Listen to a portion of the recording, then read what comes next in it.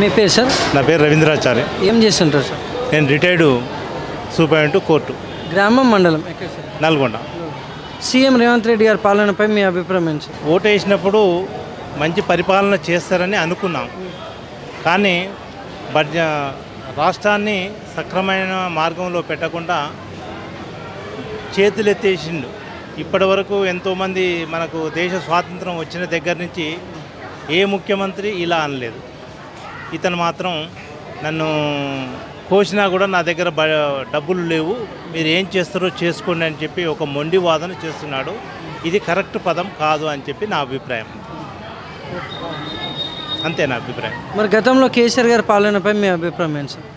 కేసీఆర్ తెలంగాణ రాష్ట్రం కొరకు అతను మంచి వ్యక్తా కాదా తెలియదు, కానీ ఏదో దాగుడు మూతలతోటి మాత్రం రాష్ట్రాన్ని ఒక మార్గంలో పెట్టాడు, అప్పుల పాలు చేశాడు వాస్తవమే. కానీ ఎంప్లాయీస్కే కానీ రైతులకే కానీ ఈ ముసలి వాళ్ళకే కానీ ఏ ఇబ్బంది పెట్టకుండా పరిపాలన సాగించాడు. Thank you sir.